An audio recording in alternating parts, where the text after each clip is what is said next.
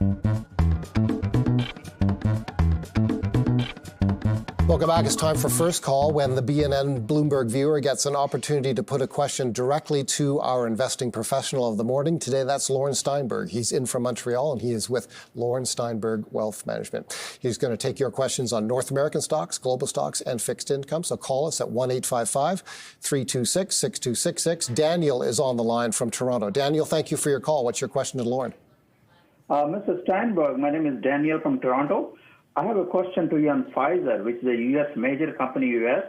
is a pharma company operating for more a century. It has many blockbuster drugs, but recently it has been trading in the range of $25 to $27. I don't know, maybe acquisition of Seagen is a major issue, but it's a well dividend-paying company. What is your opinion on this company? To put it bluntly, we don't like Pfizer, and I don't know how far back your chart goes, Paul. But Pfizer's trading for roughly where it was 30 years ago. Despite tens of billions of dollars in acquisitions, there has been zero shareholder value created by this company over a very long time. The stock had a bit of a pop with its COVID vaccine. They invest a bunch of money in R&D, but for whatever reason, they've not been able to generate any type of return over the long haul. And so, I mean, there are just so many better places to go. You compare Pfizer's chart to J&J, and it becomes, need I say more? So, it's incredible in a world that's had this much growth and even a market that's grown, that Pfizer has been such a poor creator of shareholder value over decades. Okay, and control them. Let's try to put up a 10-year graph of Pfizer, even as we move on to our next caller, just to give viewers a sense. And viewers will indeed see that the stock is essentially trading. There it is, 10 years. It's trading, in fact, lower than it was 10 years ago. And there's the COVID spike that Lauren has referred to. Thank you, Daniel, for your call. Thanks to the control room for that graph. Let's go to Anita in Markham. Anita, good morning. What's your question to Lauren? Thank you so much for taking my call, gentlemen. My question is on tech stocks, whether it's a good time to get into tech stocks right now. And if so, between Amazon and Microsoft, which one would you recommend? I'll hang up and listen to you. Thank you. Thank you very much for your call. So first of all, you don't have to decide. We happen to own both of those companies. Of course, first of all, Microsoft is generating, a $200 billion company with double-digit revenue and earnings growth, and 35 cents out of every single sales dollar is net after-tax profit, which is incredible. So we would buy both. Both of them actually are the two largest cloud players in the world. So, companies from large to small, including our own, have to outsource our IT and use the cloud. I mean, both of them are growing like gangbusters. They are industry leaders, global leaders, and companies like this have their own VC companies within them. They've got so much capital. Yeah. Microsoft invested $10 billion in ChatGPT before we even heard of ChatGPT. So, it's a perfect timing to own both. Okay, thank you, Anita. Let's go to Nelson. Nelson is in Old Orchard, Maine. Nelson, thank you for giving us a call from Maine. What's your question to Lauren Steinberg? Lauren, I'd like to ask you a question about Cogeco Communications, CCA, as distinct from CGO. I know you're talking about all the telco stocks today, and I've been looking at the stock, and it's done very well. I'll hang up and listen to your response. Sure. Cogeco has actually outperformed all of Canada's major telcos. It is more of a Quebec-based company specializing in outlying areas. We prefer the depth and the breadth of the major three telcos versus something that's more regional like this. At times it's been mentioned as a possible takeover candidate by one of the majors. Not sure if that would pass antitrust or not. So we would rather own and see much better value elsewhere. Okay. Thank you for your call from Nelson in Old Orchard, Maine. Let's go to an email now. In our email inbox, we have a message from Ryan. Ryan writes as follows. Hi, I'd like your guest thoughts on whether the U.S. government's fentanyl crackdown and general trade tension will add more uncertainty to shares of TD Bank. I don't think it's going to have anything, honestly, to do with shares of TD Bank. What's really, hanging over TD Bank is the fact that given the anti-money laundering issues they faced, TD Bank is basically in the penalty box for who knows how long, will not be able to make any U.S. acquisitions for sure in the coming years. And given, Donald Trump's comments about the protection of the Canadian banking sector, I think TD can forget about U.S. acquisitions for the next several years. But I have to say, with this dividend yield that they're offering, we still like TD Bank. Okay. And the stock has rallied significantly recently. What do you think of that recent rally, by the way? Is that the market becoming more comfortable with the regulatory situation? Absolutely. Right. I mean, the regulatory stuff is passed. Like I said, in the U.S., they're in the penalty box. In Canada, it's full steam ahead. Okay. Let's go to another email message. Mike is in London. Can I please get your thoughts on Alimentation Couche-Tard for a long-term hold? Thanks, Mike in London. So we were long-term investors in Couche-Tard. Of course, they're the largest convenience store operator in North America and one of the few Canadian companies that's been really successful on the U.S. side of the border.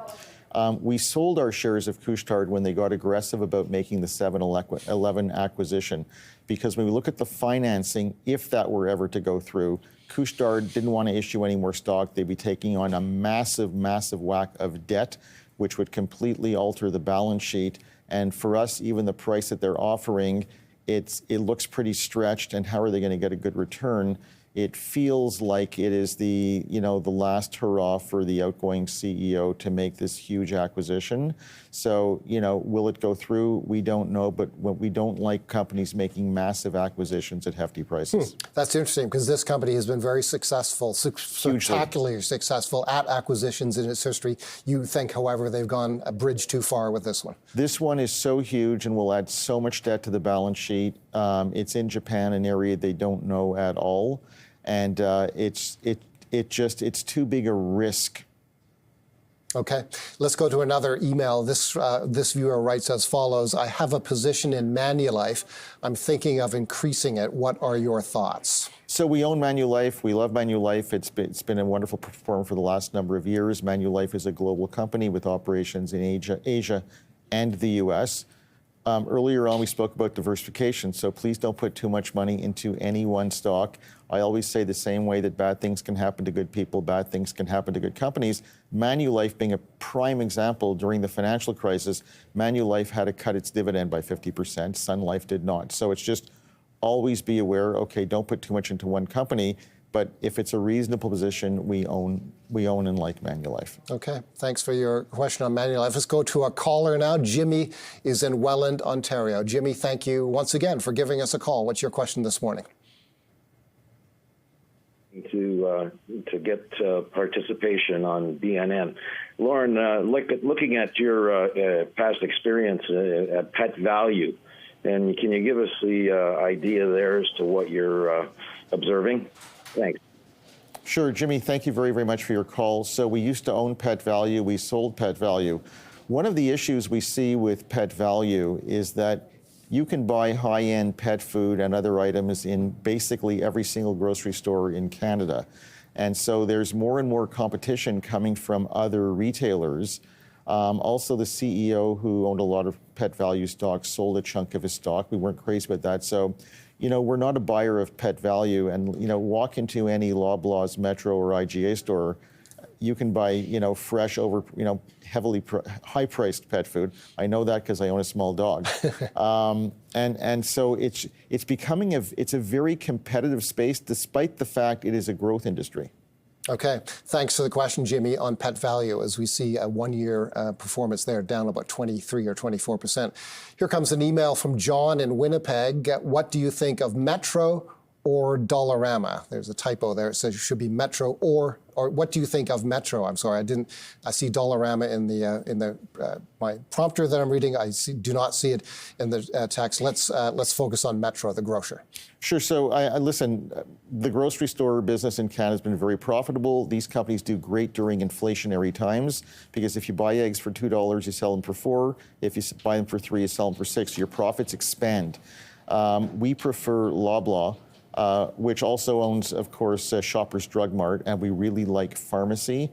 More and more services are being delivered through pharmacies, like vaccines and the like, Paul. So, our pick in the sector is Loblaw, but the whole sector is doing well.